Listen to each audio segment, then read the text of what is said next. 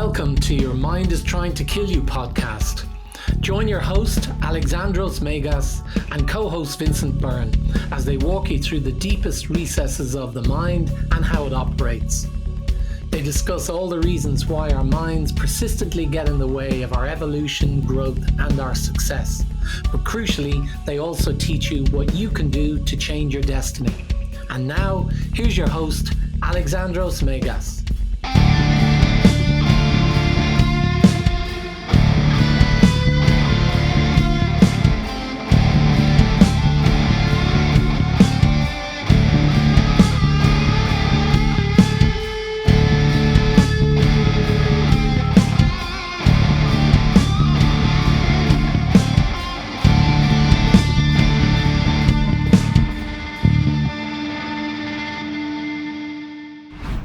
Hello and welcome to our 31st episode of the Your Mind is Trying to Kill You podcast. I am your host, Alexandros.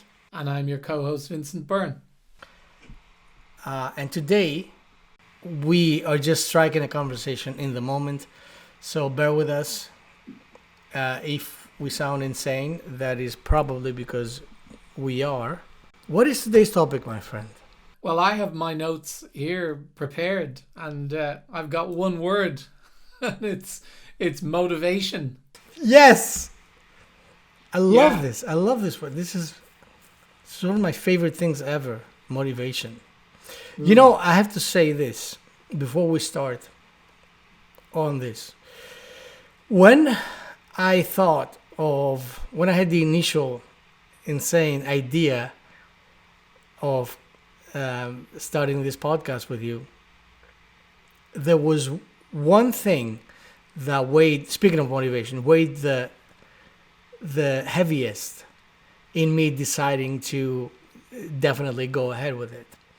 And you'll never guess what that was. Can you guess? No, you won't guess. No. Into the dark, deep recesses of mind.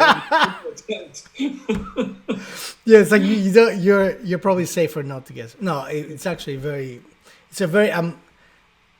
I am about to get emotional just talking about it. So, see, this is what I saw. I had a vision of a time that I wouldn't be around any longer, and I thought my little girl. I mean, she will still be my little girl, no matter how old she is, would have these recordings of me instructing her.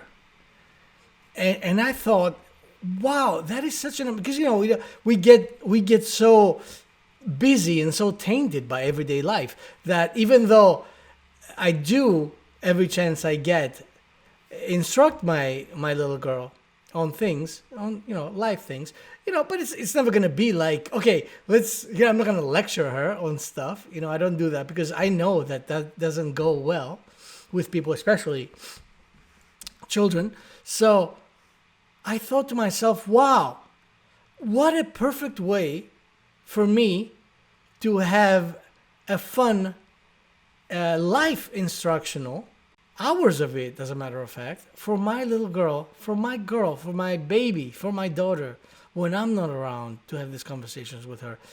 Because that's how highly I feel about our podcast. And just having said that, I will flip that coin and said, you know, I had this other thought right before we started today. And I thought, it's not a podcast, it's an oddcast. An oddcast, okay. We're starting a whole new genre.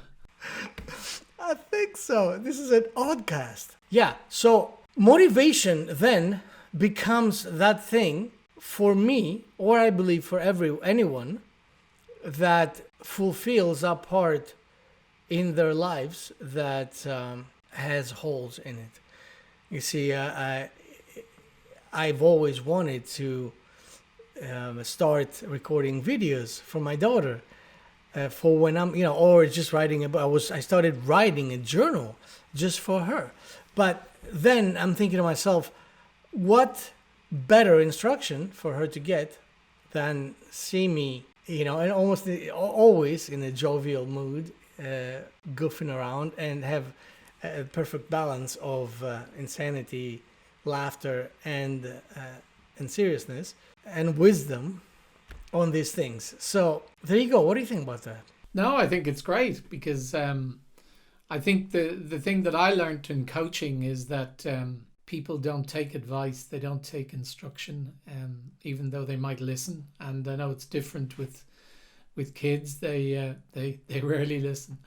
And I think the nature of listening in on a conversation is something that's significantly more effective. I mean, it's very effective in a team, a group situation. And one of the things that I learned from one of the big influences on my coaching, a lady called Nancy Klein, who is from the Quaker tradition, was that you allow people to speak, to say what they have to say until they decide that they're finished, rather than interrupting them or feeling that you need to jump in and add something.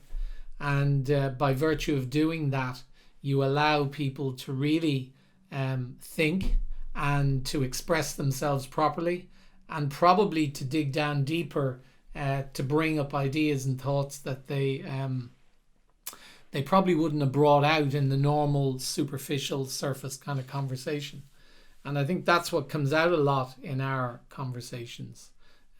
We don't tend to jump across each other. I mean, we could probably give lessons to the people on the TV debates about this, and but it is. I mean, I think that's hugely valuable. So to have, in fact, you mentioned your daughter. My son, my middle guy, who's Niall, who's 25. He actually messaged me today to say that he was finally getting around to listening to the podcast. He'd been threatening to do it for ages, and he travels in and out of work, which would be the perfect time for him to do it. And so he messaged me to say he was listening to the first one. So I think something like this is a resource and of huge value to anyone who just listens in, and then they take from it what they can. And the great thing is that while the initial ones are on audio, obviously for the last maybe 10 episodes or so, we've been doing it on video. So your daughter will have the opportunity to do both. And it's, as you said, she's listening in on a conversation. She's not been told what to do or what not to do. Exactly. Which means she's more likely to listen. It's funny though, because when I'm editing, she's always like, you don't think she's listening, like she's always like doing something else. But when I say something on the podcast, she will jump and say, "But you said this before," She has commentary. It's funny.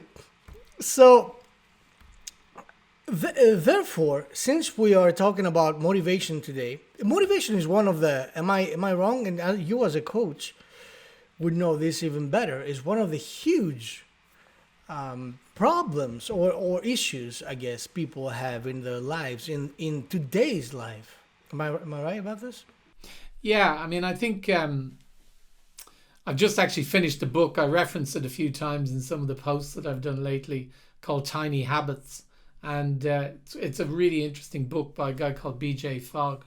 And he talks about motivation, like how to get people to do something, whether it be to form a habit or to do something that they don't particularly want to do. And he said there's two axes. One is motivation and the other is ease. So how easy is it for them to do the thing, and how high is their level of motivation? And his point is that if the level of motivation is high enough and the ease with which they think they can do it is high enough, then all it will take is some kind of prompt in order for them to actually take action. So the problem, I think, is that there's a huge amount of emphasis put on the motivation part when it comes to people either doing something to change their life or to tackle a problem that is facing them that they haven't wanted to face in a while. And the motivational side of it is actually the lesser of the two requirements in his analysis, even though it is required on some level. And I think when we go to, when we read a book, or when we see a documentary, or we attend a Tony Robbins, seminar or something like that, we come away and we kind of feel pumped and motivated. But that on its own is not enough. And another coach who I read a lot of, Steve Chandler, says motivation has a half-life, in that you're motivated when you're coming out of that seminar today, and by tomorrow half of that motivation will be gone, and by the end of next week it'll be gone completely. So I think it's a huge issue, and I think my sense of it was always that motivation was fine to get you started potentially, but it was never enough to sustain you in to follow through on something, unless the motivation was something so serious that you decided to sit up and take notice. That said, we talked on previous podcasts about people that and people that I know who have been told that if they don't give up smoking, or if they don't stop eating McDonald's Big Macs and fries and whatever, that it will do serious damage to their health and could even kill them. And yet, with the motivation that they might die if they continue doing it, they still don't do it. Which is why the ease thing comes into it. They think it's hard. So yeah, that's my tuppence halfpenny on motivation so far. Now this is really valid. All this stuff is really valid, and I subscribe to it and appreciate it. But as always, I'm kind of like I am almost forced, you might say, to take another route, as per the experience that I have with the way the mind is always tricking us and trying to get us to do or not do something based on its conditioning, based on its programming. So motivation, where does it come from? Why is it that people feel that they have to be motivated to do something? And if they have to be motivated to do something, the question that I would have is that something worth doing? So there are two aspects here. There's two things to look at. Number one thing, when it comes to conditioning, conditioning in of itself is not positive or negative, right? It depends on what kind of conditioning you have. Conditioning is your programming.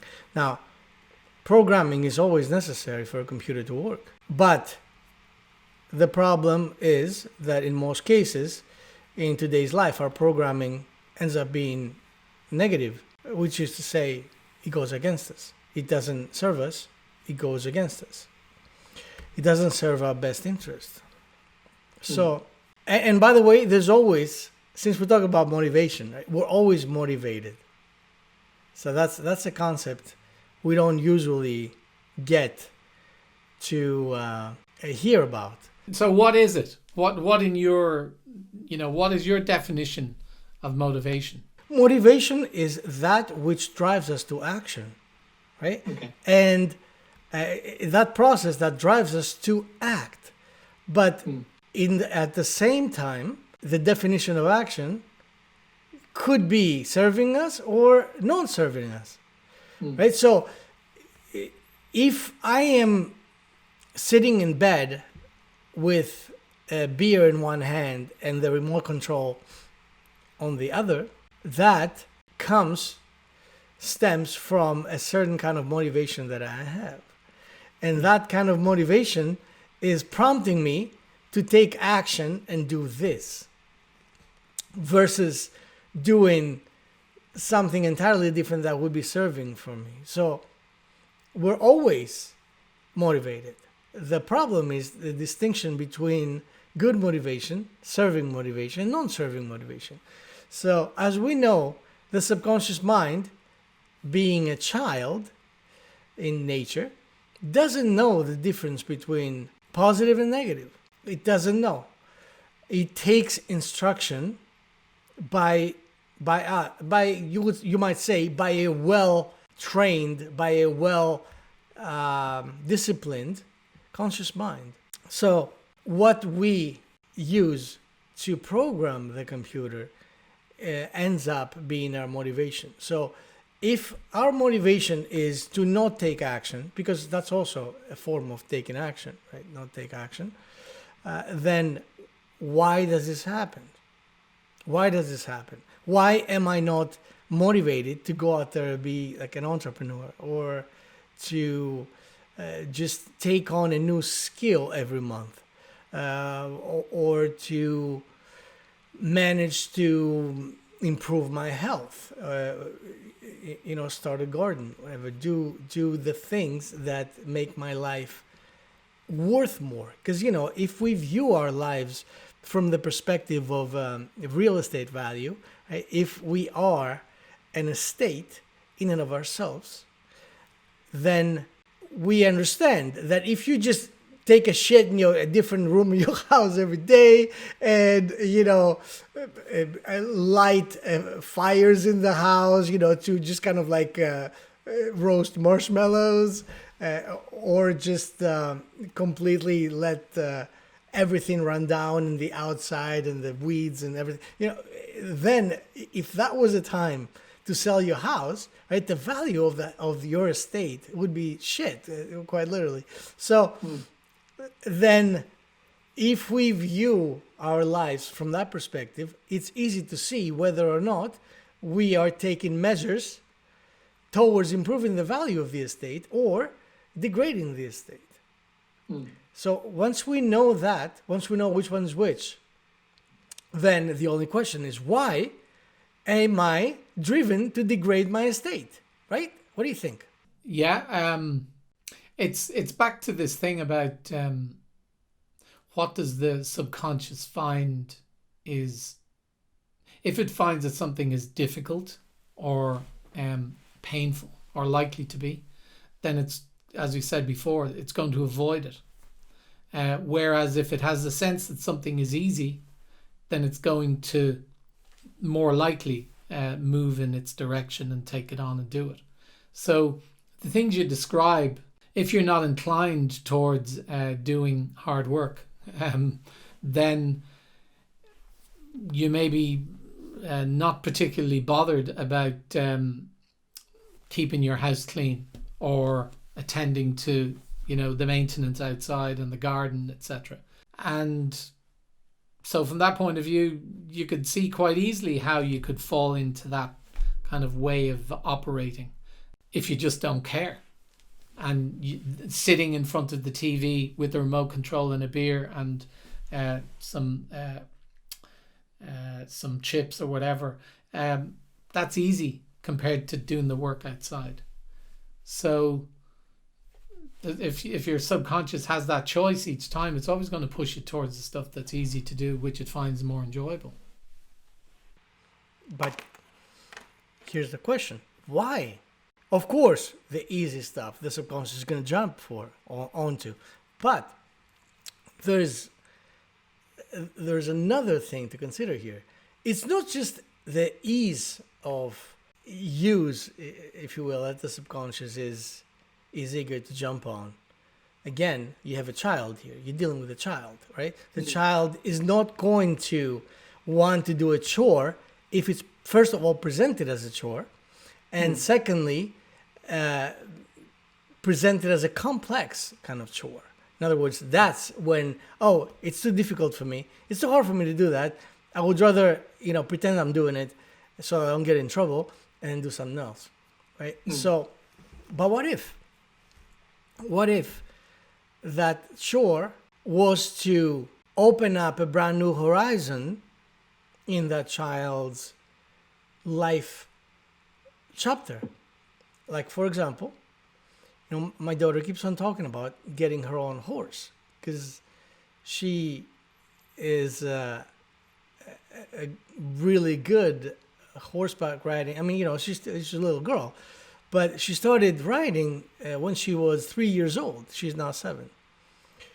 And she loves it. She absolutely loves it, right? So she keeps on talking about getting her own horse. Now, if I had to bring up, I'm not at all thinking about getting her own horse yet. But if I was thinking about it, I would then make that a game for her that it would be up to her, because she would have to take care of this, that, and the other thing. Now, if I presented that to her and she knew that that is a real possibility, her excitement over jumping on that would outweigh any kind of hardness, any kind of factor of difficulty. It wouldn't even matter to her, because it would just be so darn exciting. She would just jump on it and be like, I don't care, just let me be engaged throughout the day. Just like you, when you do the stuff that you love, just like when I do the stuff that I love, I don't count it. You don't look, oh, I've been doing it for 3 hours, man, I better take a break. Right? You don't look at that kind of stuff, because it's not important to you to take a break.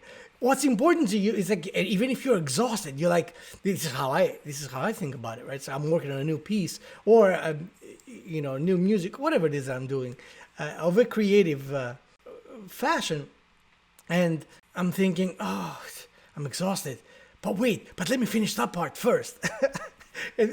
Right? And then when you get to that part, then it's like, oh, I could, I'm so close. Let me just finish it all together. What if I don't get any sleep tonight? It's going to be so awesome, right? So we get to be excited. This is motivation, but that's no motivation. Someone is jamming down my throat like a hard to swallow pill. It's a motivation that I'm taking my vitamins, because they taste so good. It's like the treats that I give to my dogs. They're like, oh, give me the treats because they taste so good, right? So what happens here? The dog doesn't give a shit about his vitamins. They don't care, right? But they care about something else the most. The vitamins are yummy.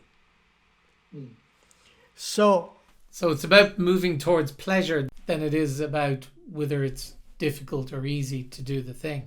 Definitely, I would say, because there are millions of motivational speeches and quotes and memes out there, and most of them try to appeal to a sense of nobility in one's heart, right? It's like you want to, like the ancients, you want to be that. Wouldn't you want to be that warrior spirit, instead of being some dumb fuck, with a beer belly? Yeah, of course I would. Yeah, that sounds great. But fuck that, man. Why should I do that? How is that going to serve me, right? How is that going to change my life? Because you can't see. If you throw some kind of philosophical bullshit onto the subconscious cannot discern. It's like, that sounds really good. But shit, I'm not going to put any work into that kind of stuff. It sounds good. Like when you watch a movie, like Chariots of Fire, whatever. How people overcome like the most incredible obstacles, and everyone's like, oh my gosh, fucking awesome. I love it. The cry. But at the end of the movie, it's like nobody's going to pick up, okay, from now on, fuck it. This is what we're doing. We're changing our lives. I don't know many people who have watched, a movie like that, like Chariots of Fire or something, similar, like Shawshank Redemption. I mean, what? How many people do you know that if there were lifers, they would find a way to cheat the warden and try to completely warp the entire system through their, really massive intellect and creativity, and then, find a way to just turn this all around and against the warden, and then get to escape like from a place that nobody has ever escaped, right? I mean, when was it that you met someone who's like, oh shit, yeah, of course I would do that. I would do the exact same thing. No, nobody's gonna do that because it's I suppose it only happens in movies, right? Don't ruin it for me. I'm saying this is no, and I don't mean that at all. Actually, I don't mean it. I'm just saying this is what the subconscious is thinking. So that's what we're dealing with here. We're dealing with a child that is like, really, yeah, okay, yeah. Well, yeah, there was another, like, I don't know, Mozart. You can't go to a child and be like, Mozart created his first symphony when he was like 5 years old. Okay, so I'll give a shit. Give me some chocolate. So it comes down to this: when we are about to motivate, and I know that a lot of people, because the entire industry is being fed and nourished by people that are like, okay, I'm just gonna give you some noble shit, and then you'll see, like Tony Robbins or people like that, because you can do it, man. You can do it. You can be noble. I don't fucking want to be noble. Fuck that shit. That takes time. That takes work, man. You know what I mean? I don't want to do that. Why should I do that? But I do when I'm listening to him and I'm pumping and shouting and, punching the air and doing all that stuff when I'm in the arena. When you're walking on charcoal, it's like, of course, that's motivation right there. Walking on hot fire. That's motivation. It's like, I got to get my ass to the other side of this thing. That's my number one motivation. Without having 4-degree burns here, right? That's motivation. So the reason why that stuff becomes so difficult is because I think, in my humble opinion, we are focusing on the wrong angle of seducing the subconscious mind. Because it is about seduction, you see. It's about seduction.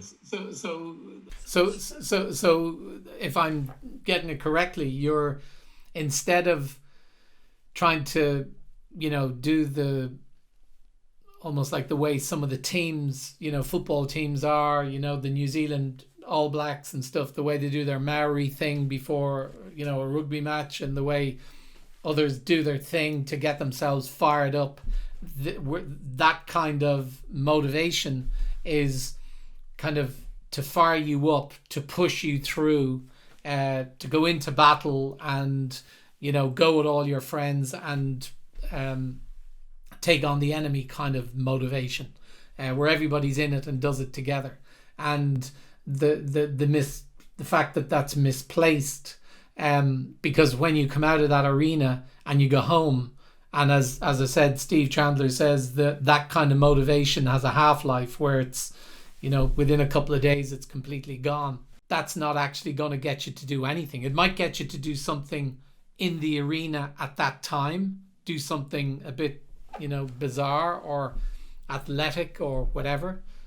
But when it comes to doing the things that are really important to us, it's of no value whatsoever, because that's about pushing through. That's about willpower. That's about overcoming the resistance, supposedly. But in fact, what we're saying is that the subconscious doesn't go for any of that shit. You mentioned, that's exactly what I was going to say. The willpower. We go back to that. And the willpower, as we've mentioned. Now, before I say what I'm going to say, let me just bring this up. We talk about motivation. Most people, the everyday people that need to bring some motivation in their lives, that's how they think, the way that we've been describing right now. Now, if you're like Jeff Bezos, or like what's the other hot one, the Tesla guy, Elon Musk. Now these guys, or like a Steve Jobs kind of person, they don't. as far as I'm concerned, they don't go and read books and like, oh shit, I love that quote. Okay, I'm gonna create my own empire. No, these people don't need motivation of this sort because they are driven from me. There is something in them that already has a fire because they're programming. Because for, of different reasons, people take a turn that ends up being either a motivation towards extreme success or a motivation towards being a total fuck up, right? So, someone, let's say your daddy beat the shit out of you day in and day out, and got drunk and kicked your mother in the belly, that could force you to either become a drunkard and an asshole or to become like someone who's going to make an amazing difference in the world when it comes to addiction, whatever. That's a bit like, what's his name? David. It'll come back to me. But you've pretty much described being beaten up and his mother being kicked and all that sort of stuff. Yeah, and he turned out to be he was in the Navy SEALs and he was in the Rangers. Yeah, David Goggins. David Goggins. Yes. Exactly. So, but it doesn't. And that guy is, of course, hugely motivational, but. Even when he talks about that kind of stuff, let's face it, this kind of concept is like you speaking Chinese to me. For most people, it's inspiring. It's like, whoa, but what kind of inspiration is? It's like, whoa, this dude is fucking awesome. No, that is it doesn't inspire me to go walk on nails because after I have walked on nails, I will be so much more tolerant to pain. No, it doesn't do that to most people. So most people seem to be forcing, especially people that need to drive them. Somehow they feel like, oh, I got to be an entrepreneur. I got to find a way to be an entrepreneur. And they listen to a lot or read a lot of that kind of stuff because they find that that stuff will light a fire in them to be that kind of person. But unfortunately, in most cases, that doesn't happen. They cannot easily light that fire because the environment in which they are trying to light the fire is like the forest after a thunderstorm. You know what I mean? And their matches are wet. You know what I mean? So they cannot really relate to that kind of thing. And what motivated David Goggins was a demon of some sort, let's just call it that, that said, I got you, motherfather, and if you don't run fast enough, I will eat your eyes out of your skull. And that to him was like, holy shit, I better do this or else, it becomes a survival instinct. So he built a brand new survival instinct based on his conditioning, on his experiences. He created a new value, a new program that said, if you are not the most extreme motherfather out there and do the most ridiculous shit that no one on earth can do or dares to do, then you will be worm food. You see, and to him, that was like, there is no choice here. There's no, let me see, let me weigh my options. No, it was like, there's only one option for him because his programming deemed that so. Right? Does this make sense? And I think the other thing about guys like that, and all the people that you mentioned, is that while looking back, you're able to see the totality of what they've done and what they've achieved, as if it was some, major thing, road to Damascus kind of thing that changed them completely, that suddenly set them on this path which brought them along this way. I mean, the reality is, for you, me, them, any one of them, they did one thing at a time. One thing at a time. I mean, David Goggins talks about the fact that he went through a period of, trying to get himself fit, and then he fell off the wagon, and he actually got heavier having fallen off the wagon than he was before he started. and then he went and did it again.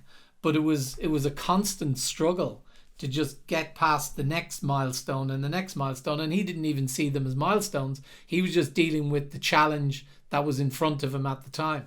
So when you put all that together, it's an extraordinary life that he's lived, but he didn't see it as that. He saw it as just getting past one thing, as you say, survival instinct all the way through. And I think the same with, you look at the pictures of Jeff Bezos in his, warehouse office thing when he started Amazon. Again, small steps along the way. It was just the motivation, the drive, whatever you want to call it, to keep going, that then brought him to the next place, And I think the thing for a lot of people is that, and you touched on it, is that I think motivation as a word for a lot of people isn't what you described it as, which is, the drive to take action. For a lot of people, the concept of motivation is rah, everyone, pumping together and punching the air in a Tony Robbins type seminar thing. We see it as something that is, or the way that it's portrayed, it's something to push you through really hard stuff, as distinct from what it is, just whatever the impetus is to get you to do anything, whether it be to do good stuff or to do bad stuff. So I think the word is misleading in the way that it is used in the media and in society generally, and I think that's a difficulty for people. That's right. And it comes back to, most people understand motivation as willpower. And willpower is, as we've talked about before, as a four-wheel drive function on your vehicle. So you don't go on a trip on a four-wheel drive mode, right? It's never going to happen. Four-wheel drive willpower is there to help you overcome an obstacle that is right in front of you for a short period of time. So it's like a bump on the road. This is not going to be, and this is what the problem with most people is, that they think, that's what they're taught, of course, that willpower is something that will sustain that process for as long as it needs to be sustained. And that's a tragic mistake. And of course, when that doesn't happen, people are like, oh shit, because they find that to be a signal, something that tells them that, I'm going to fail because clearly I can't maintain my willpower or my motivation. It's the same misconception about being happy. The idea that it's some kind of constant state, as distinct from, joy at individual achievements or individual situations that you've got. It's not actually a state of that could be sustained, because go insane if you were to have that state constantly. So the big question is, for everyone that wants to be motivated, is why? Why do you feel that you have to be motivated? Once again, if you were to wear an animal skin and put yourself out in the wilderness, if there is such a thing anymore, what would be your motivation to act? If you became a wolf for a week, would you need Tony Robbins to talk to you about the things that you need to do? No. Because it would be, the things you need to do would be part of your nature, would be ingrained. So the problem here is that we have deviated from natural law entirely. Because somebody told us and convinced us that natural law doesn't exist for us because we're God's chosen children. We don't need to concern ourselves, right, with natural law. because we are humans. We're not animals. Bullshit. We are bipedal animal or mammals. We are animals, man. Absolutely we are. You know, and if you don't believe me, just scroll down your Facebook feed on any given day. But look, if you need to be motivated to do something, then in my opinion, you need to re-examine why you believe you need to do that something for which you are not motivated. Because if I have to, for example, you know, if someone has to motivate me to take care of my child, then I'm in trouble and my child is in bigger trouble.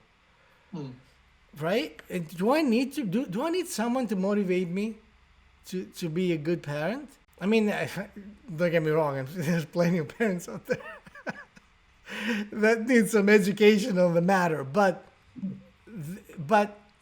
okay, fine. Perhaps that was the wrong analogy. I mean, you get my point here, right? It's like people feel like they need to be motivated to take care of their health, to take care of their body. Why? Why do you think that? Why do you think that you need to be motivated to take care of your body? That to me says, I don't give a shit if I drop dead tomorrow, right? This is because you can take your average day, your average daily behavior, you can take that, you add them all together, and you will get a statement. It's just like if you look in, you know, like when you look at your, your stats, like on Facebook or whatever, like if you're running a business, right? It's telling you how well you're doing, right? So if you put your daily proclivities and you add them all together over a period of time, you will get a summary of your main statement, whatever it is that you are going for. And for a lot of people, that statement would be like, I don't want to be alive anymore. I don't give a shit about existing on this plane. This is what it says. And we have to pay attention to that, man. We have to understand that if we have to be motivated to be alive, something has been turned on its ear. You know what I mean? Something is off its axis. We are in a lot of fucking trouble. Well, to me, it's down to the fact that what we've been conditioned to is, as we've talked about before, the fact that we're told that it's not our fault if stuff happens. So when someone goes to the doctor and has a serious health condition, and so the response is, we'll take, the tests, etc., and then we'll prescribe a particular form of drugs or a particular form of medical intervention. But at no point in that conversation, for the most part, is there a conversation where the doctor says, you need to cop yourself on here. You're staring down the barrel of, full-blown type 2 diabetes, for example. What kind of shit are you eating which is actually leading you to do that? Because this is a lifestyle problem. And it doesn't sit with the narrative of, calling people out. It's very un-PC to sort of say to a sick person, well, you've created this for yourself. But there's lots of people there to essentially benefit off the back of the fact that they've got themselves into this position. And there's nobody saying to McDonald's or to Coca-Cola or any of these places that are selling this trash that this stuff is basically poison. But they're very happy to have their banners around the edges of football grounds and Olympic stadiums and all this kind of stuff. So it's like nobody's, like, the king is not wearing any clothes and nobody's pointing at it saying the king is not wearing any clothes. We're just happy to take the money, happy to take their jobs, happy to do whatever it is. And the association between all this kind of stuff and people's lifestyle and obesity and all that, it's not our fault and it's not their fault. It's just something that happens. And because it's just something that happens, there's nothing we can do about it, but we have pills for it. And if you survive, you survive. And if you don't, you don't. That's where it's at. And that's where I think, if people are conditioned to have a mindset which is that we're not really responsible, these things just happen, then the fact that I have no motivation to do something that I say I want to do is just coming from that same victim place.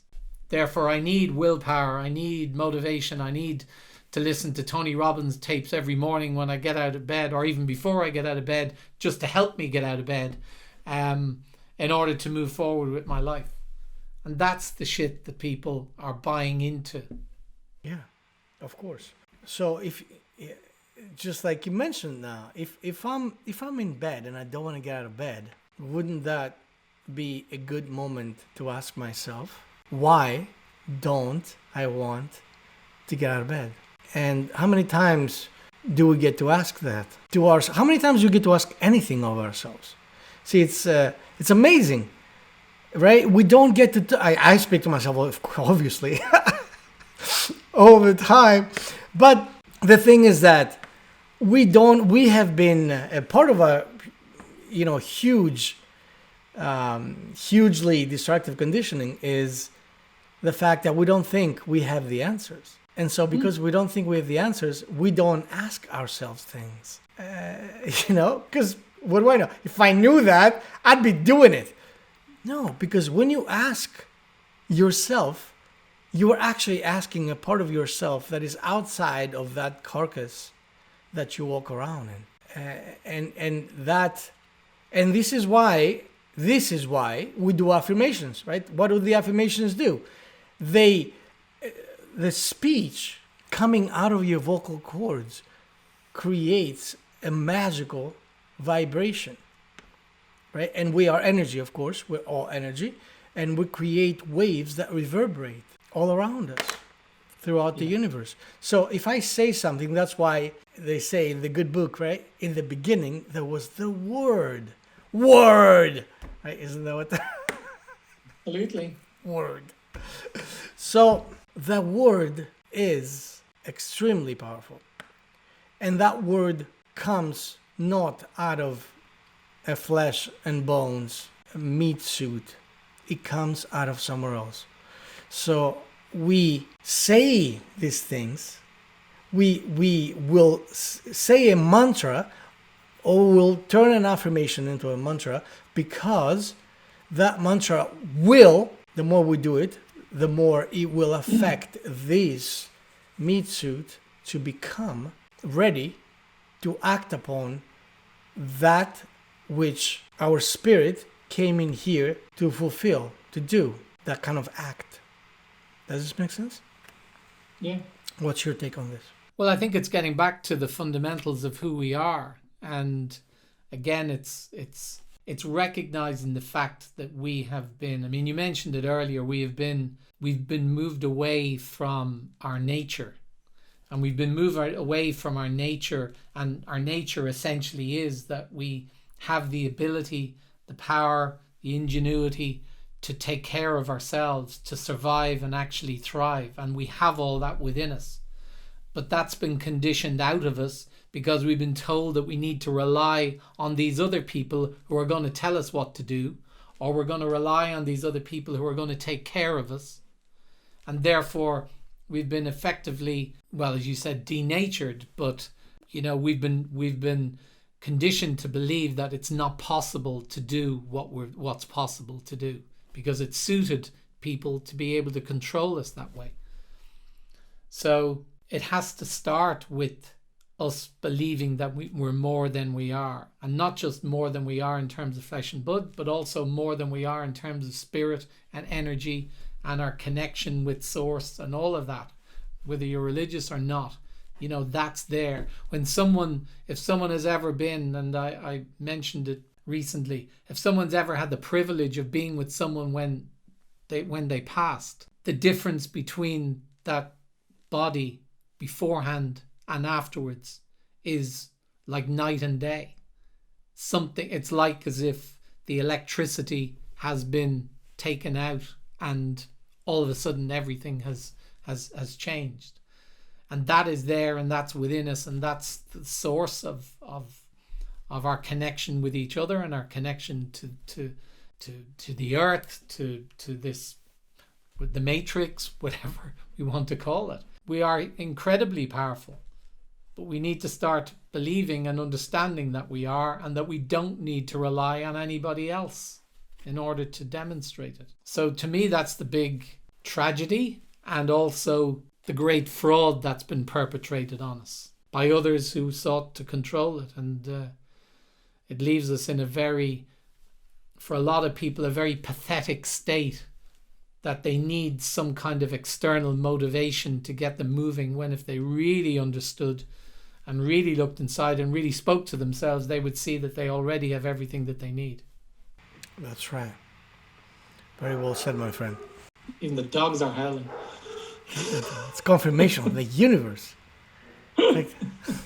Yeah, my girl shepherd Mia is primarily the source of woof in this house. Because it starts from the woman, right? Doesn't it? It starts. They are the main motivator. Like for anyone who's been married, that whether or not to speak about motivation, women are hugely motivational, one way or another, you see. Yeah. Why? Because the female is the representation of the subconscious mind. Feminine energy is the dark, mysterious web of the unconscious. And according to the shamanic understanding, you see, I don't know how PC that's going to be, what I'm just going to say, but I'm just relaying the shamanic understanding, the Toltec, as a matter of fact, Toltec understanding of the energy of the genders. The male energy is the conscious mind, represents the conscious mind. This is why men tend to fancy themselves very logical, right? And they always say, oh, I can never understand women. Women are just they don't make sense, right? That's because the woman is the representation of the subconscious. Also, another saying, behind every great man, there's like this amazing, magical woman. Also true. Of course, as a matter of fact, I'm gonna shape this, what I'm about to say, into the opposite of what it used to sound like. Because the woman is there to support the man. No, I'm saying actually that the woman is the fuel. The woman is the magic behind the man. And if the man doesn't have the appropriate magic to kind of push him towards where he picks the direction that because he's good at picking out a direction. The male energy is good at finding a direction, but he doesn't have any fuel. He doesn't have any magic. And so he needs that kind of inspiration, right? Why is it a muse? If you look at the muses, like in ancient Greek mythology, the muses were female, always. Because this is the representation of feminine energy. And that's why many times we say, there's a card, the second card of the major arcana in the tarot deck is the High Priestess, which comes right after the number one card, which is the Magician, right? The Magician is the priest, if you will, and then the second card is the High Priestess, the Witch, the card of the Witch.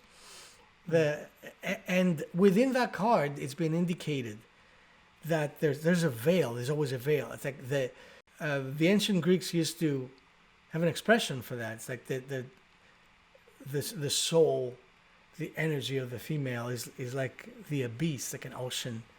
It's impossible to figure out. And that's true. But that's what makes women so amazing, right? Because they are that which cannot be figured out. And now, take this statement and realize what we do as men, chasing in our quest to get the female mate. What do? We're trying to what? Penetrate the conscious mind, seeking to penetrate the subconscious mind and make a little more of the subconscious, bring it onto the other side, which is the known. Right? We seek, the male energy seeks to make a little bit more of the unknown known. And by virtue of doing that, acquire more wisdom. Right. So just as a side note. But ultimately, the motivation is coming from that kind of magical sense of understanding that it is not an accident that we are here experiencing ourselves as an individual. Like that, we've talked about that before. It takes enormous universal impetus for a spirit to embody, to materialize on this level. And for that to happen, that there might have been a massive kind of mission. There must have been a reason, a really important reason why that happened.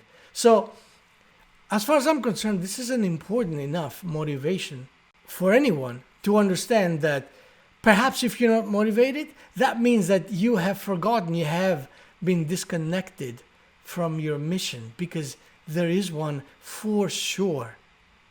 Right? From where I'm standing, there's one for sure. And no one can tell you what it is. That's another thing, is that we've been bamboozled into believing that there is someone else. I'm not good enough to finding out what it is that mission is.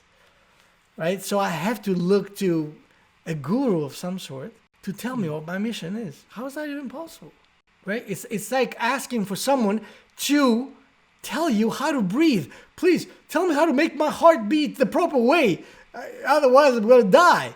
Right? This is like nobody can tell you how to breathe.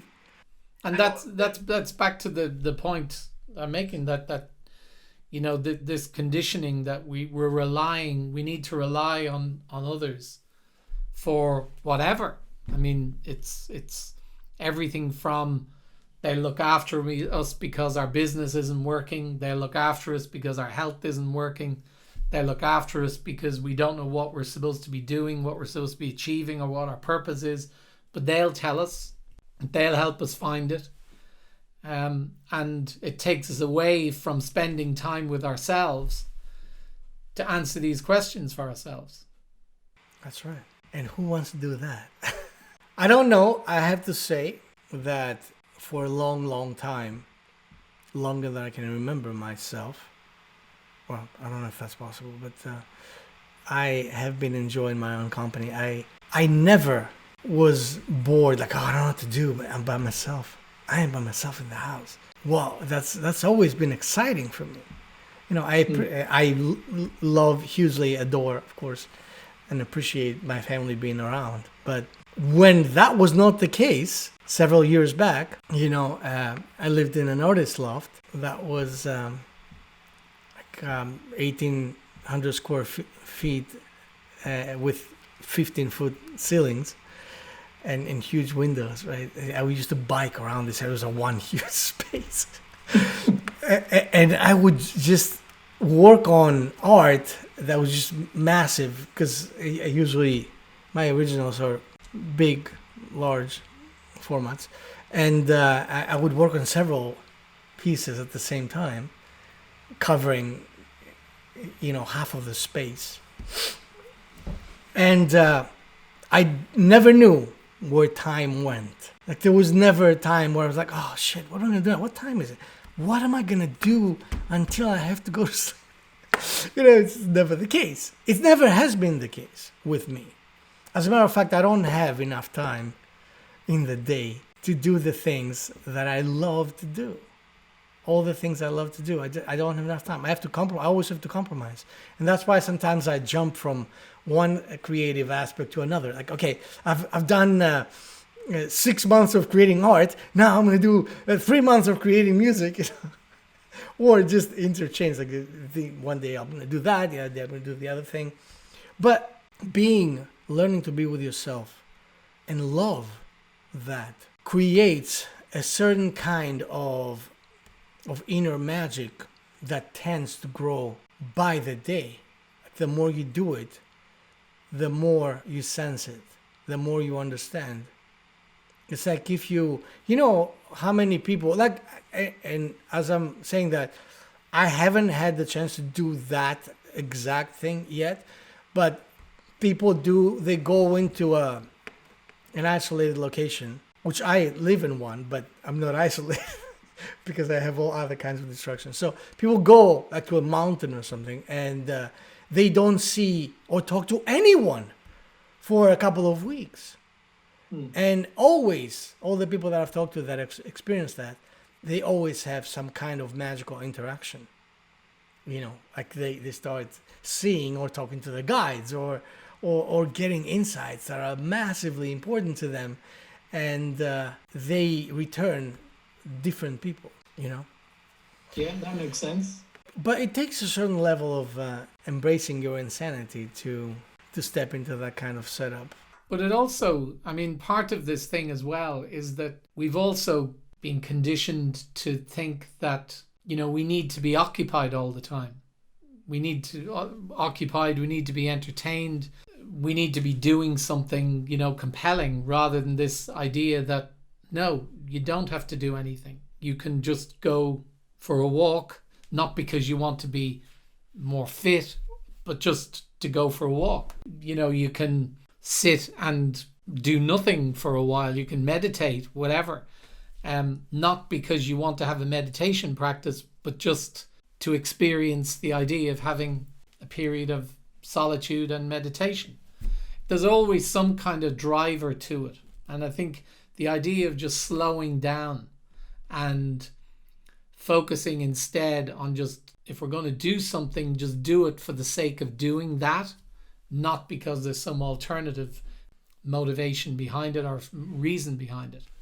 And just getting comfortable with doing that. Lots of people are just not happy in their own skin, and they're not happy unless they're occupied and doing things. It's like they almost don't trust themselves to be on their own.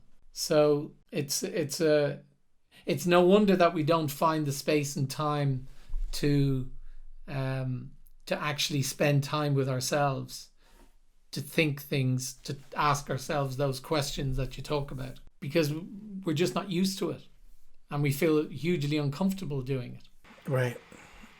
Well said, my friend. So if we're gonna pull this one together and have some coherent end to it, what are your final thoughts on motivation and clearly, from my interpretation of what we've been saying, we're barking up the wrong tree by looking for motivation, and that what we should be looking for is to connect with ourselves, to find the things that we know we would love to do, or that we already know what we love to do but aren't doing them, but just to reconnect with ourselves, to reaffirm that, and then allow that to drive us to do the thing. And once we do that, we don't need motivation. We're just doing the things like you were doing, where you were painting until you stopped, as distinct from because you needed to fit it in or you were on the clock or any of that sort of stuff. Yeah, absolutely. You summed it up beautifully. Ultimately, yes, there's no need to be motivated, and by saying that, I mean there's no need to be motivated by anybody else, but yourself. Because that motivation that you seek, that we all seek, should be ignited within ourselves. We should light up that fire in our belly. If you're not motivated to do something, I urge you to question that. Why don't I want to do this? Why don't it's too hard? If something is too hard to do, if you think that something is too hard to do, and that's why you're not doing it, you don't want to really do it. You know, because it's like saying, well, why don't you want to go talk to that guy or that girl since you're in love with them? It's too hard. No, it's a fear, and unless you face that fear, you cannot do anything. You cannot be anything that you want to do. So if you choose to live in fear because that is safer, which is not, by the way, then be clear on that too. Be clear on the fact that, first of all, nobody can motivate you, just like nobody can make you do anything. Everything is an inner decision. It's a choice. It's everything is a choice. There's always reasons, right? We'll have a reason. Oh, I did that because blah, blah, blah. It doesn't matter. But you did that. And by virtue of you doing that, you made a choice. So once you have made a choice, question why you made that choice. And if you keep on questioning that choice, it will get you down to understanding why. The real reason why you are standing somewhere that you feel is unfulfilling. Any kind of setup that you feel is unfulfilling, because it's a short life, man. As Maynard from Tool, the group Tool, said, everyone, what's your rush?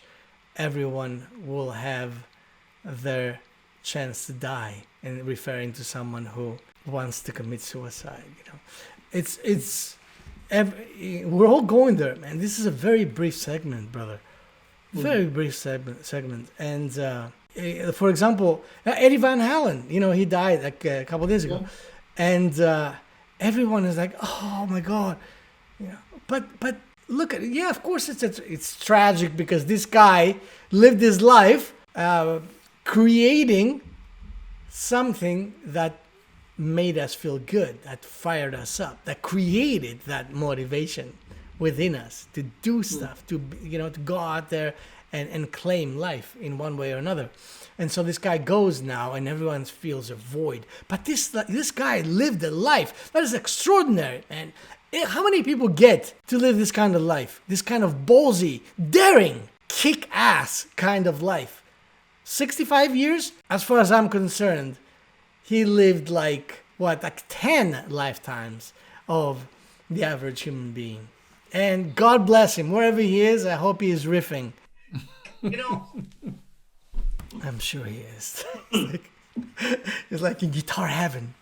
And are you kidding me? If only we get to have the 100th of the life experience that this guy, or people like that, get to have, then it's a life well lived, my friend.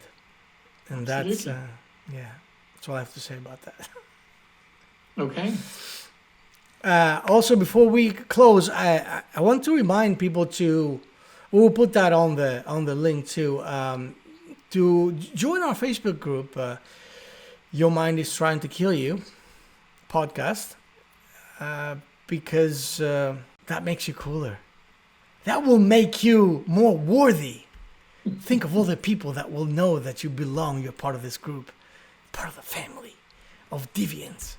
Anyway, so you'll get to actually, being part of this group, you get to ask questions and things, and then we get to answer them, and that's your punishment.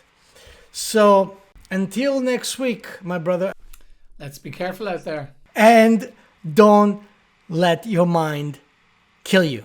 Thanks for listening to Your Mind is Trying to Kill You with Alexandros Megas and Vincent Byrne. If you like our show and want to make sure that you don't miss an episode, then we would love if you would subscribe on Apple Podcasts or on whatever platform you're listening to us on. And you'd be doing us a big favor if you would support us by leaving a review as well. It would also be great if you would take a screenshot of this episode on your smartphone and share it on social media. So join us next Wednesday when we talk more about mind hacking and taking back control of your life. Until then, have a great week.